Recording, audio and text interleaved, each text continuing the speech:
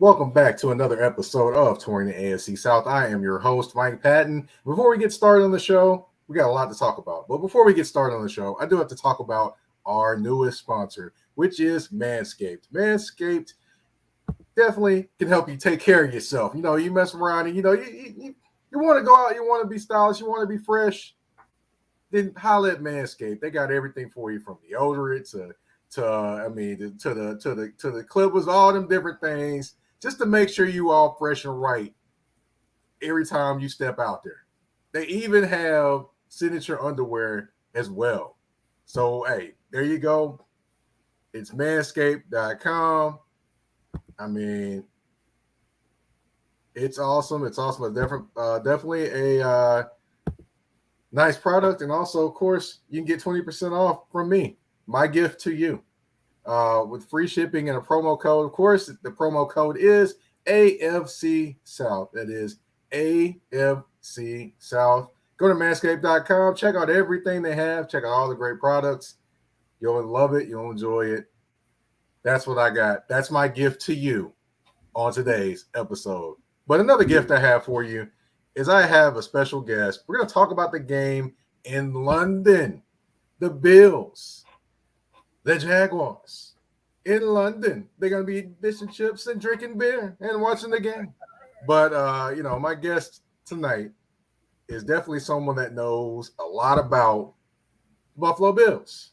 He's a sports director at WGLZ 105.5 The Beat, and he is a sports columnist for Buffalo Criterion. Mr. Jalen McGill. What's going on, man? Hey, what it do? Mike Patton in the building, man. It's a pleasure to be here. Very happy to be here. Getting into this AFC South. I can't wait. It's so much to dive into. Thank you for that, though. And also, I do have my sports business, Zell Talk Upstate, where they can find me on Instagram, where we talk faith and sports. And it's really pretty unique. So much appreciated, Mike, for having me. Yes, sir. Yes, sir. And hey, I did ask Jamel Hill when I had her on the show.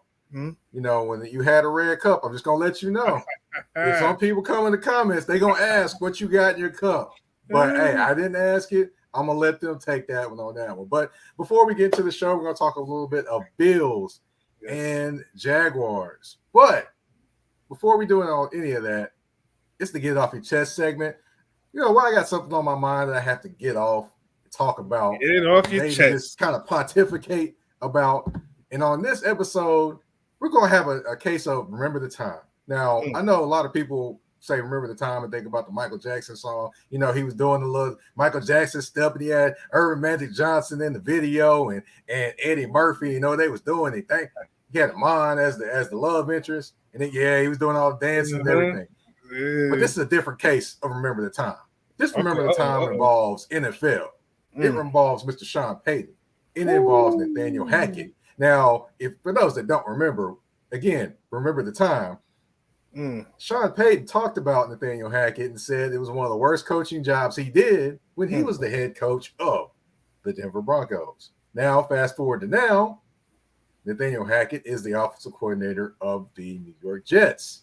And Sean Payton is the head coach of the Denver Broncos. The Denver Broncos, who had 70 points scored on them by the Miami Dolphins. And a team that had to basically come back from the dead to beat the Chicago Bears on the road. Now, I'm not saying anything bad about the Chicago Bears. They have a lot of things going on. But for the expectations that Denver had for themselves, you shouldn't be coming back from like a 20-point deficit to come back and beat the Chicago Bears. You shouldn't be doing that. But anyway, I digress. This week, we have a treat because we have the New York Jets going on the road to face the Denver Broncos. Now, both teams have the same record. And guess what? We have Nathaniel Hackett as the offensive coordinator and Sean Payton as the head coach of the Denver Broncos. And guess what?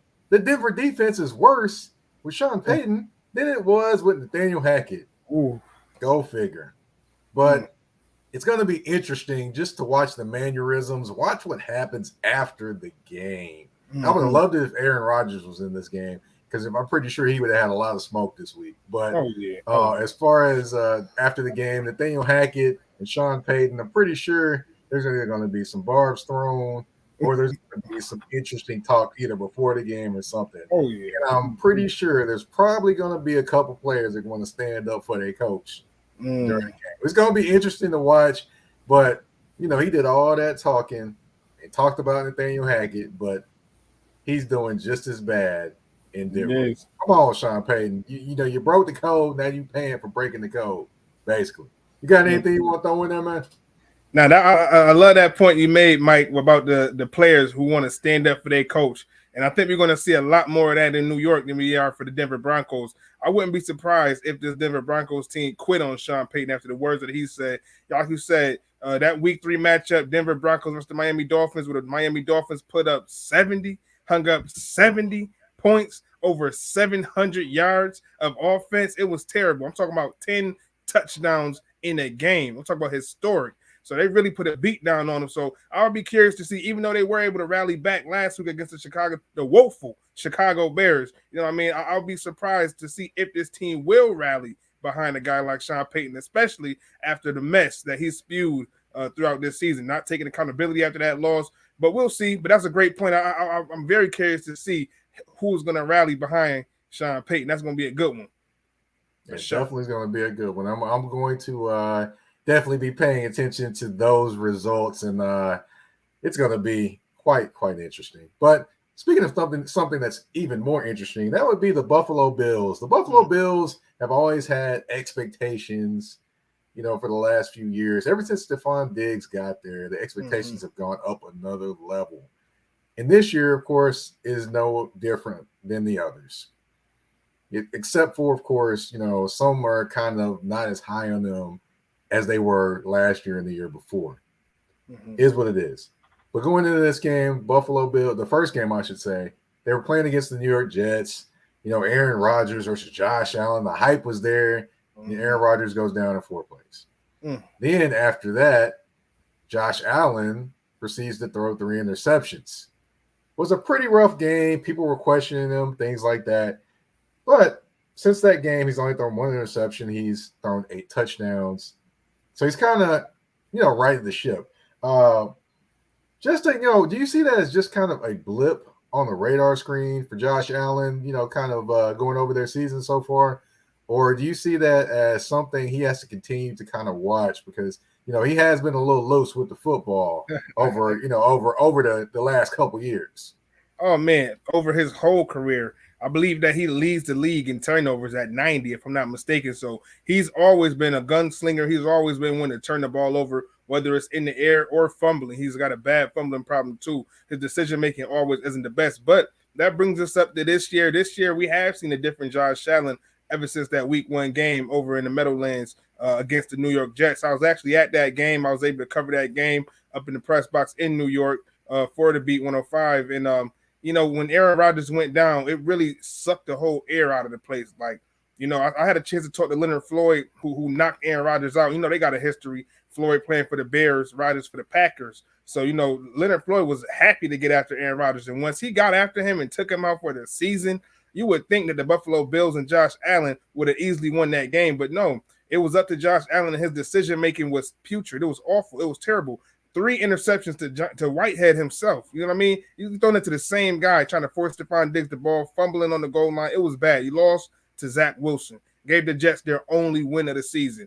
But he has been able to turn it around. So what I've been seeing for that, as far as that recipe for him to be able to do that, it's been a very, very balanced offense. The Buffalo Bills have been able to run the ball as the most effective as they've ever been able to with this makeshift offensive line, a couple pieces who were there last year, a couple new pieces, a couple rookies, and they've been very stout on that offensive line.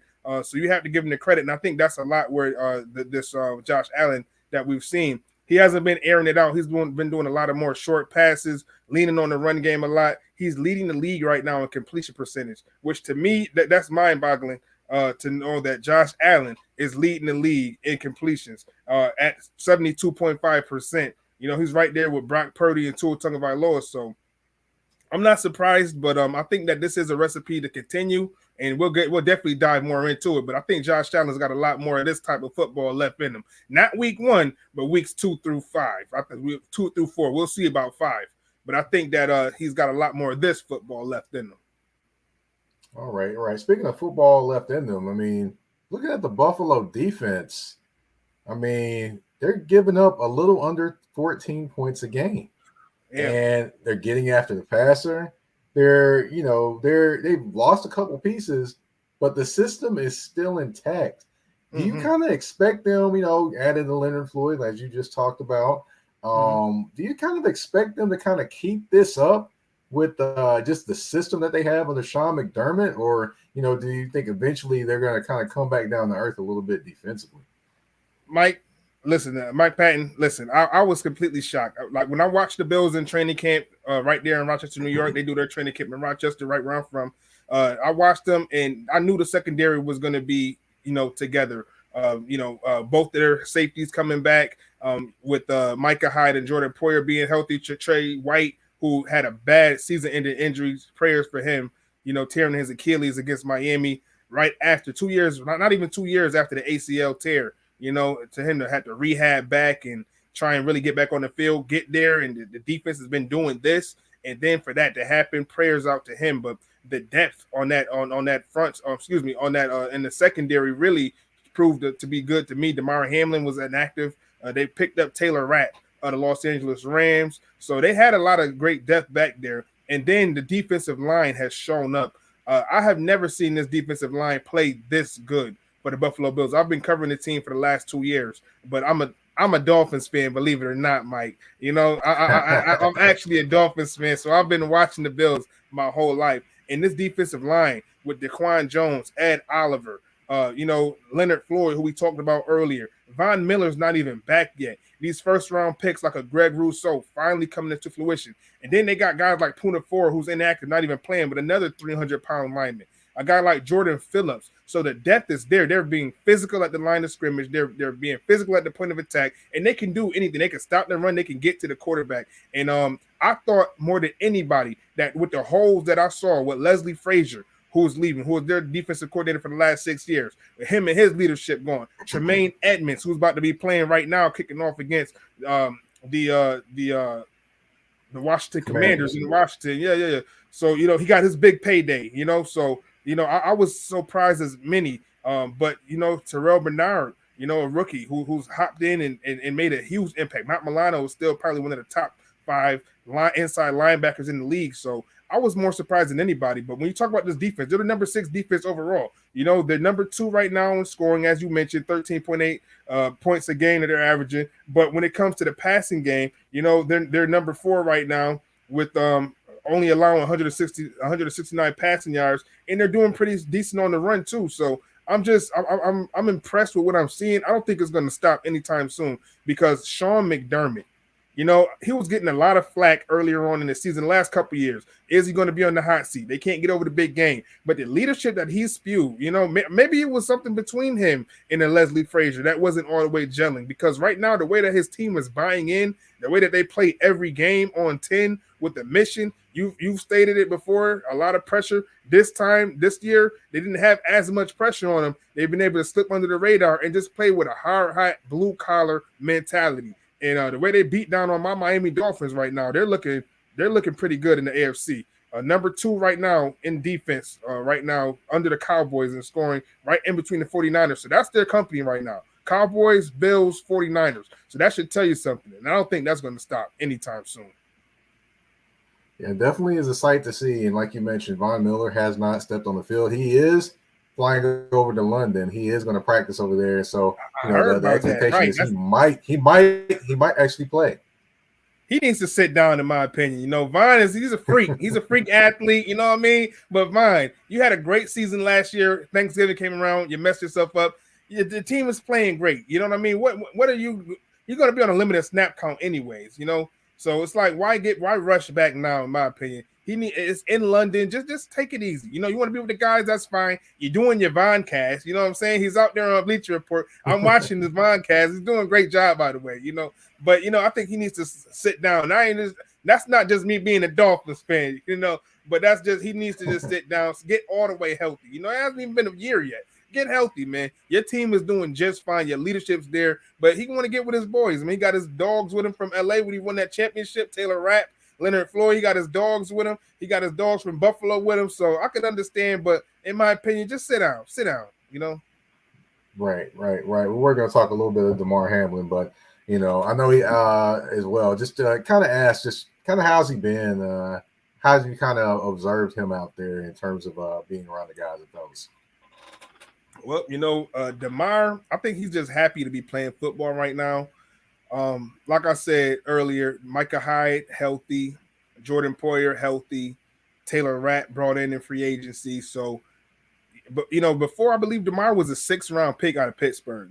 Last year the Bills didn't have the best depth at secondary. They had huge injuries with Micah Hyde getting knocked out of the game Monday night opener against, I believe, the Tennessee Titans. That was a stomping, by the way, in Monday Night Football. But Micah Hyde hurt his neck. He was out for the whole season. And Jordan Poyer nicked up and injured. So, he had a lot of playing time last year, but he's kind of buried behind the depth chart. So for Mike to be playing, not Micah Hyde, but for DeMar to be playing, I think that's I think he's just happy to be playing. He's going to do what he has to do to be a teammate. He's going to do what he has to do to be a professional. But DeMar's statement to me is a little bigger than football. And I think he's going to touch on that a little bit more in his career. But I think he's just happy to be out there. Yeah, it's definitely good to see him out there. I am still a little, have a little bit of trepidation just seeing him out there. But that is his decision. It is his decision. That's what he wants to do. Yeah. So, but hey, it is what it is. But we're going to take a quick commercial break. When we come back, we're going to talk a little Bills and Jags. We got to dig into that matchup just a little bit to kind of get everyone ready. We're going to take a quick commercial break on Touring the AFC South with your host, Mike Patton. A shift. A shift is something that happens and changes the dynamics.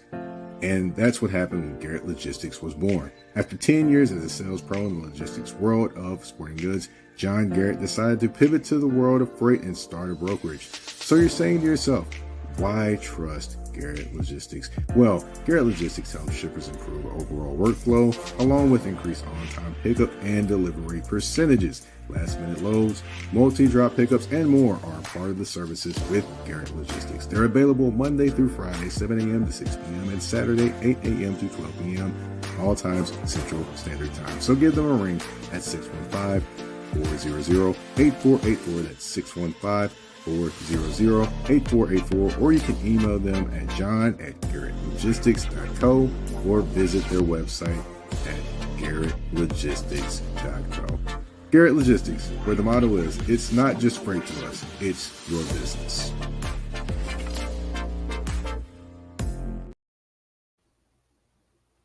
All right, and we are back from commercial break. And as I mentioned before, we're going to talk a little Bills and Jags in London. First thing we're going to do, though, is we're going to talk about that Bills offense versus the Jacksonville defense. Now, we usually talk about the Josh Allen for the Buffalo Bills. We're going to talk about the Josh Allen from the Jacksonville Jaguars. He had 3 sacks and 1 forced fumble versus the Atlanta Falcons. And, of course, he has been essentially their pass rush because, unfortunately, you haven't really gotten much from Trayvon Walker on the opposite side. I will tell you, in 2 games, 2 games of the season, he's had 3 sacks, and the other games he has 0. So that kind of explains his sack totals. But you have to wonder, and you have to be a little concerned about him if you're Buffalo, right? On Josh Allen? Yes. Nah. I'm not going to be too concerned in regards to that. The Jacksonville Jaguars defense, to me, has a lot more to prove. And I'm not sure if this is the week to prove it. They did a hell of a job against Atlanta last week in London against Desmond Ridder and Bijan Robinson. Kyle Pitts, who's always seems to be. If you play fantasy, he's always missing. Kyle Pitts, and I haven't had a chance to look at that Falcons offensive line, but the Bills, they're just a different animal. The way in which they've been able to implement their offensive scheme this year, like I said, leaning on LeGarrette Blount, who's been playing phenomenal. I'm sorry, not LeGarrette Blount. That's old school Patriots. Latavius Murray, another journeyman, another big journeyman. Latavius Murray, Damian Harris. These guys are physical at the line of scrimmage, running behind an Osiris Turns, the rookie that the Bills picked up, a Deion Dawkins, a very savvy veteran, Connor McGovern, another travelman, but who knows his role. Spencer Brown has been surprising me. And Mitch Morris, him and Josh Allen has that chemistry. So just the way that the Bills have been running the football right now, to me, is very important. They're number 8 in rushing right now at 138 rushing yards a game. And right now, the Jacksonville, they haven't really been able to do anything. I mean, they're top 10 in rushing. They're averaging about 94 yards on getting ran on them. And when it comes to the scoring, they're number 12.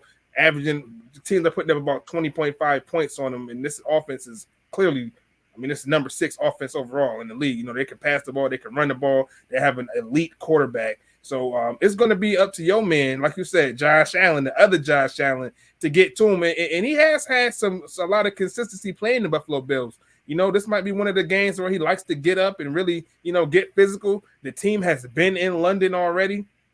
But to your point, the Jacksonville defense versus the Buffalo Bills offense, I'm going to give the edge to the offense, even on the jet lag. Okay. All right. Well, you did speak of the running game and the development of the running game, which I would say this. Finally, in Buffalo, they are giving a consistent running game, which I haven't seen that in a while, and I'm pretty sure Buffalo fans are very ecstatic about that. But there's one guy you have to keep an eye on. That'd be Mr. Olaquan, the inside linebacker for the Falcons. He is, for those that aren't aware, he actually led the Falcons in tackles and led the NFL in tackles in NFC. Then he went to the AFC, played for the Jacksonville Jaguars, led the NFL in tackles there. So needless to say, he's going to be around the football. Right. Basically, how are you going to account for that gentleman? Because he finds a way to get to the football every single game. Oh, man, that's going to be tough. That's going to be very tough. And, to that point, not only are they getting ways to get to the football and around the football, but the Jaguars are number 4 right now in takeaways with 9 takeaways in the game, 5 fumbles on the season already, 4 interceptions. So they're not just getting to the ball there, but they are making plays out there, so I got to give them their credit. And it's going to be tough to block him, but I see how they did the Las Vegas Raiders earlier in the season, a guy like Max Crosby. And what really surprised me was how they just manhandled the Washington Commanders. That defensive front, Deron Payne, Chase Young, Jonathan Allen, they got guys, and they got handled by that Bills offensive line. So, the Bills, they've been challenged before. And it's going to be another challenge, but so far they've bowled well. Yeah, definitely. It's just going to be interesting because I think Olaquan is going to find a way to make a play.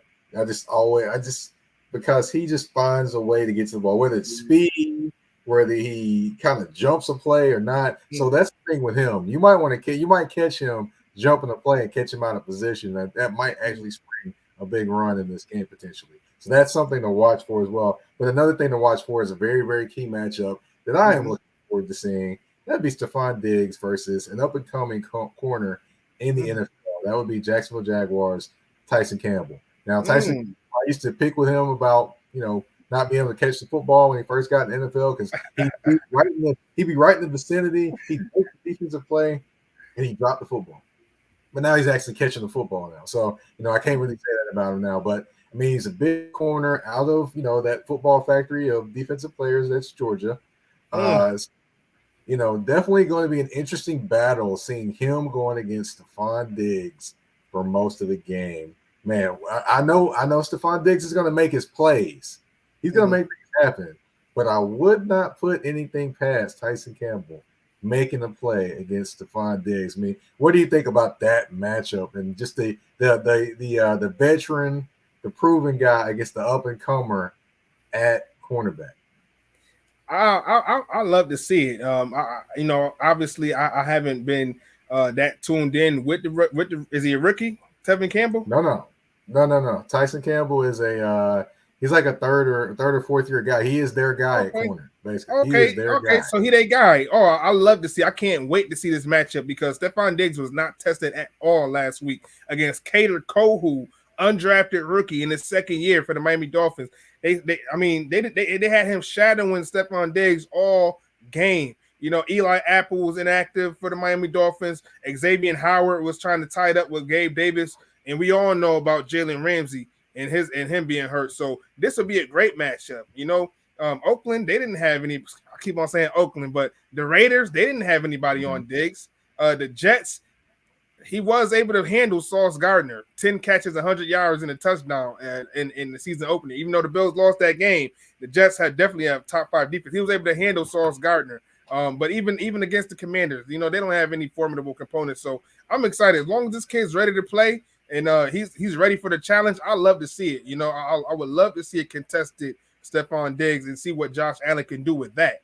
I want to see how they do against a formidable opponent. I'm not sure if this Jacksonville defense is, because the numbers don't look like it, but that matchup is always going to be a feisty one when you talk about a receiver and a cornerback. Now, I will tell you this. Another guy to watch out for is Andre Cisco at safety for the Jacksonville Jaguars. He is a guy that is coming into his own. Yes. Oh, yeah. He's a guy that's coming into his own at safety there. So I would not be surprised if he makes something happen in this game. And also, you said that the Miami Dolphins were covering him with a rookie, and then he had all them different things. No, I understand that. But see, no, that wasn't covering him. That was escorting him to the end zone. That's what that was doing during that game. So, no, we can't say he was covering him. He was escorting him to the end zone. We're going to leave it at that. But we're going to switch it over to the defense. Of course, the Jacksonville Jaguars do have a bunch of weapons. They have Calvin Ridley. They have Christian Kirk. They have Zay Jones, a.k.a. Barry Gordy from The Last Dragon. If you see his picture, you know what I'm talking about. Evan Ingram. You got Travis Etienne. You got Tank Bigsby. You got a lot of weapons there. But the thing is, Jacksonville just cannot be consistent offensively. Wow. Now, when they are, the funny thing was the first game of the season, they had problems turning over the football and fumbling the ball. Still put up 31 points.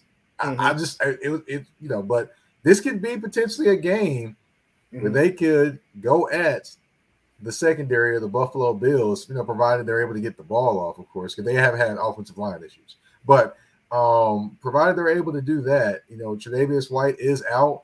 So could this be the game they could, seeing all those weapons that Jacksonville has, that the Bills defense could probably be tested? I don't know.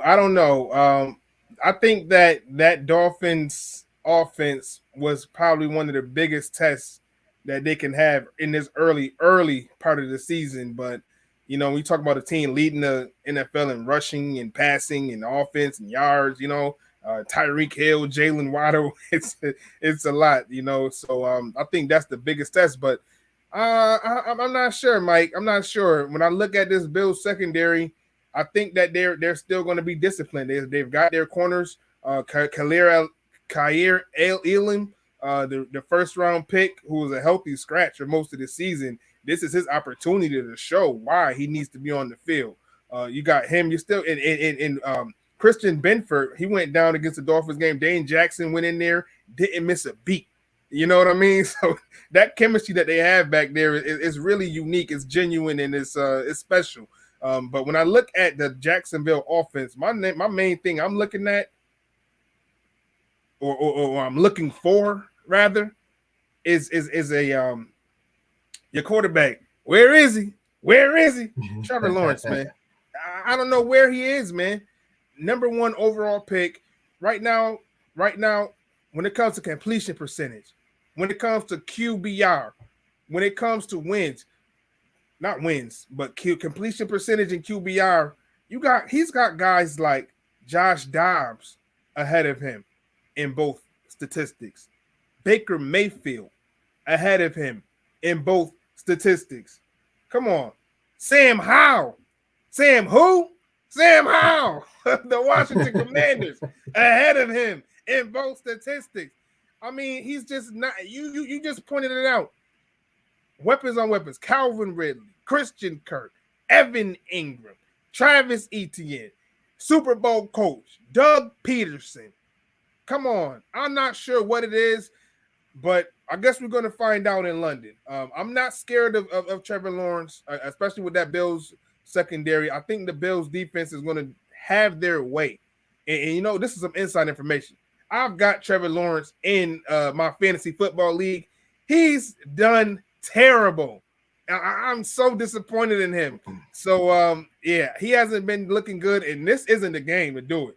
Now, granted, you got the jet lag. They've been there for a week, enjoying themselves. He might be eating some Triscuits and tea, though, the way he looking with that Sunny Dew hair and that long face. Now, I ain't going to attack his face now. Trevor Lawrence, I'm sorry, Trevor, if you're listening. You feel me? But nah, Trevor, hopefully those guys got the grit and the mentality after a big win. But yeah, no, I think Trevor Lawrence, if anything, this is the biggest game for him. Can he make a statement? Because he's been completely gone all season. It's been interesting. A little inside secret for you. He's my quarterback too. Oh, so, I would say so. I've definitely seen a lot of different things in fantasy football. And had to pick up Jordan Love, man. If he's available, get him. Well, I had one game that Russell Wilson had more points than he did.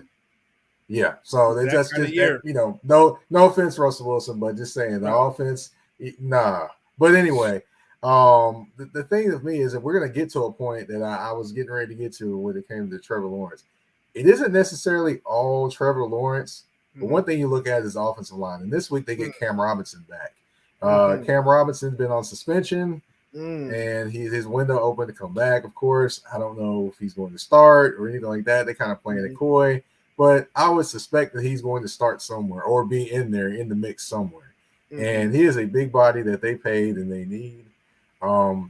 He's had his issues as well, but you have him, Anton Harrison, and you have Walker Little on the opposite side. In the ideal world, they probably would kick Walker Little inside or have him play a swing tackle.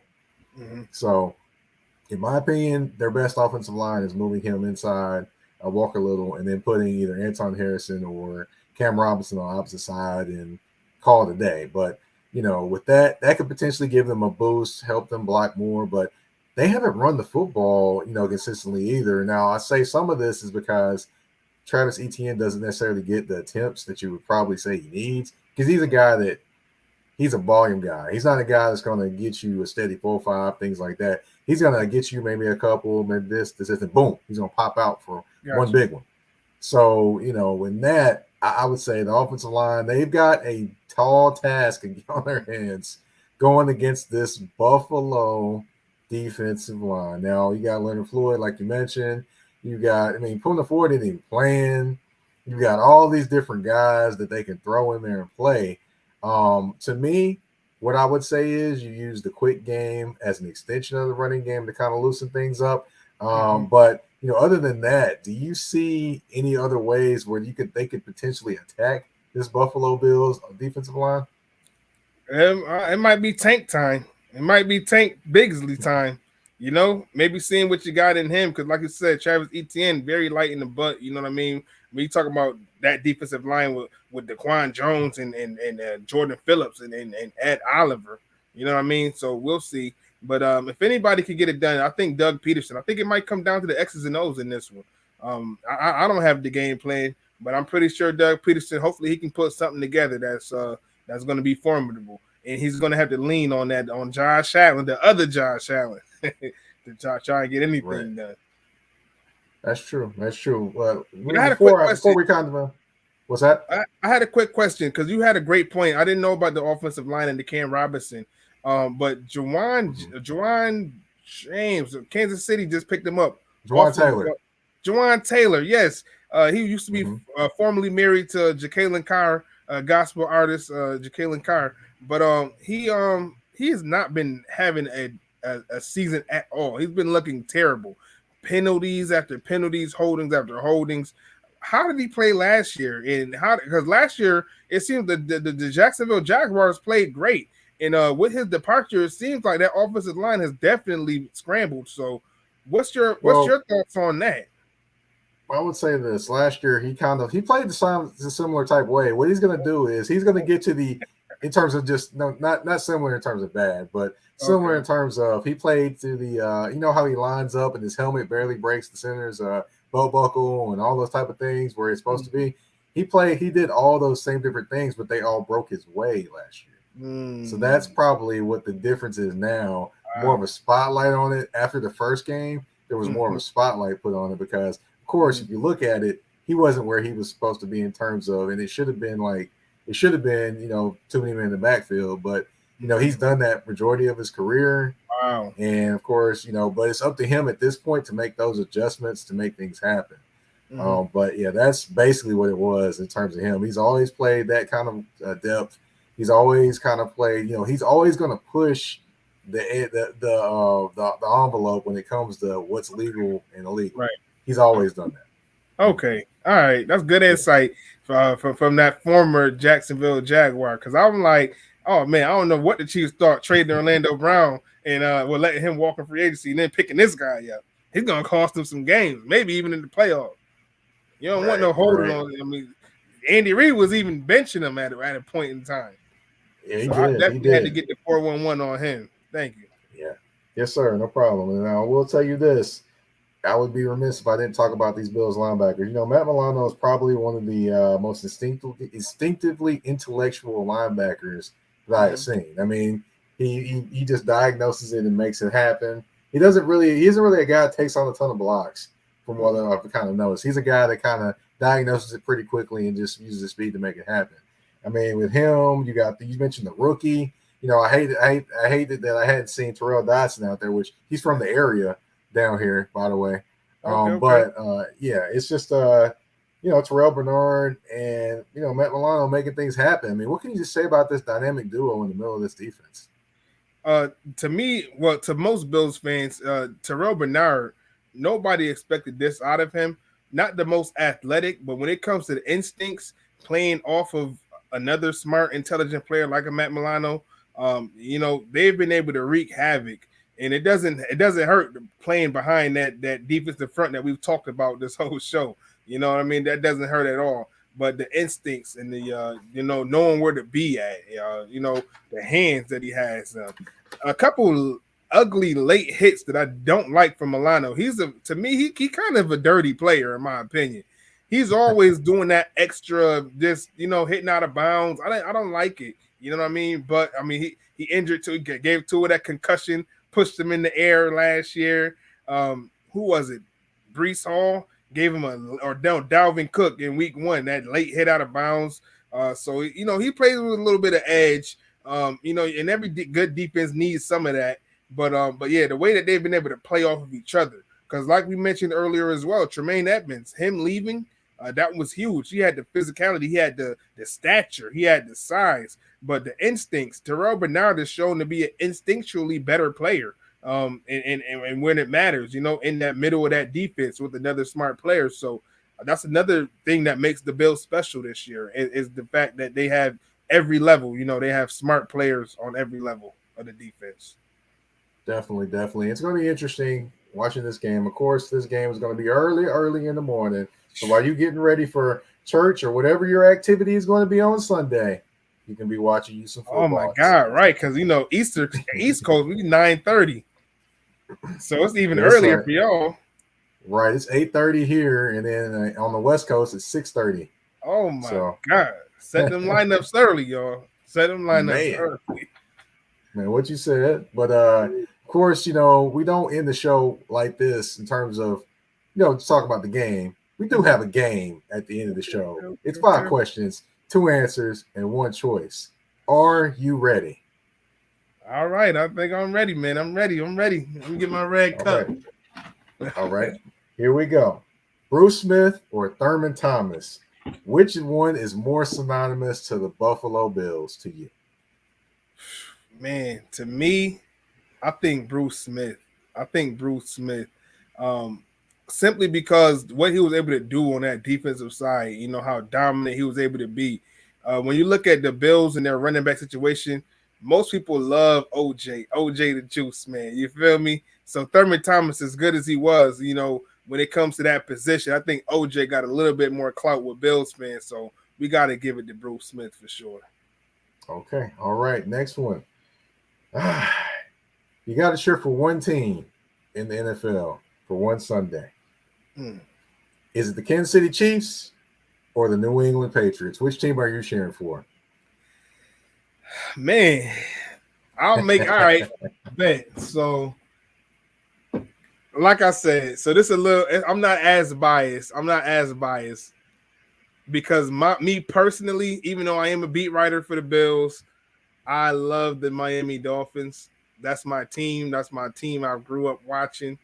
And to make it even, and it might sound crazy, but the New England Patriots with Tom Brady versus the Chiefs with Mahomes, I'm probably rooting for Brady because I love greatness. I'm a fan of greatness. Kobe was my favorite player, and I just love to see a guy just win. You know what I mean? By any means necessary. So I have a lot of respect for Tom Brady, believe it or not, even as a Dolphins fan. So I would probably say I gotta go TB, and I love Bill too, man. That's the Billy Goat for sure. All right. Okay. Next one up. J. Cole song. No Role Models or All My Life. Which one you playing and riding out to? Oh, I'm going No Role Models, man. The greatest album, you feel me? Forest Hills Drive. That All My Life, that's a Dirk song. That ain't even cold. Hey, I figured I throw a new one out there and the old one together. So Yeah, nah. But yeah, for sure. I mean, yeah, I gotta go Forest Hills Drive, man. Classic. Definitely a classic. All right. Okay. Now I've got 2 former first round picks of the Buffalo Bills. We got CJ Spiller, who was a 2010 first round pick. We've got Leodis McKelvin, who was a 2008 first round pick. Which one would you say was probably the least effective as a Buffalo Bill during their career? Oh my God, that's a great question. Yo, Mike Patton with the head scratcher got me go with the head scratch. It got me stunned on that one, man. Jeez, I mean, when we talk about it, man. But you said CJ Spiller, right? CJ Spiller, yeah, running back out of Clemson, and Leodis McKelvin was a cornerback out of Troy. They got drafted in the first round. Leodis for sure. CJ, he did his time with the Bills. CJ did his time with the Bills. A great catch passer. You know what I mean? He was shifty. He was speedy.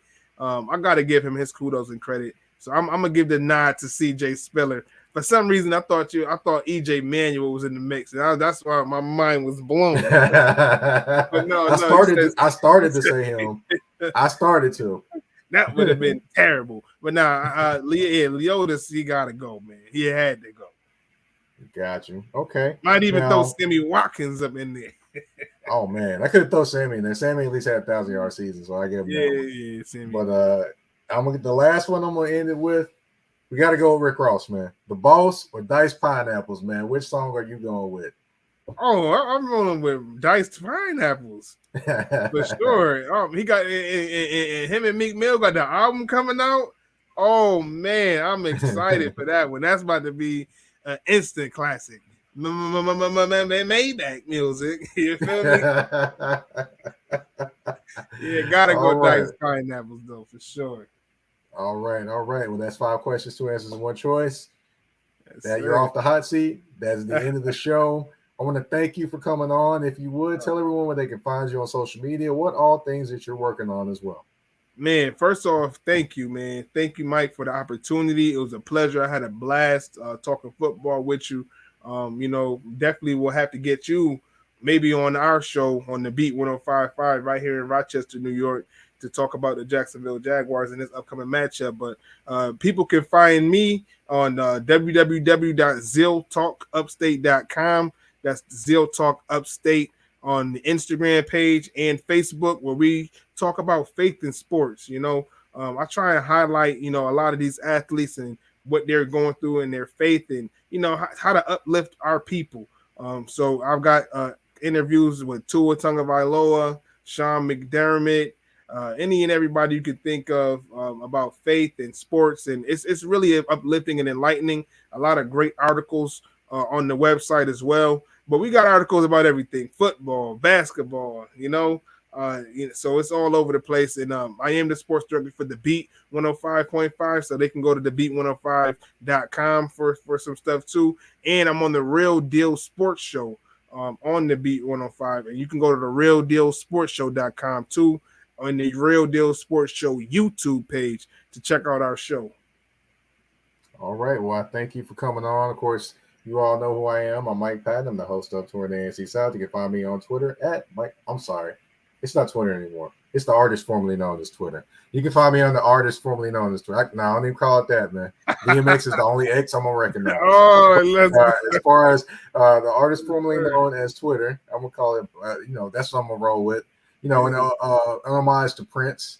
You can find me on there at Mike Patton 82. That's MikePatton 82. And you can find me on Threads and Instagram at that's THA, not THE, _general_MP. Of course, touring the AFC South. You can find it on YouTube. You can find it on all listening platforms, whether it's Spotify, Apple Podcasts, Google Podcasts, iHeartRadio, Amazon Music, you name it, we are there. I thank you all for tuning in. You've been tuned in and watching Touring the AFC South with your host, Mike Patton. We're out.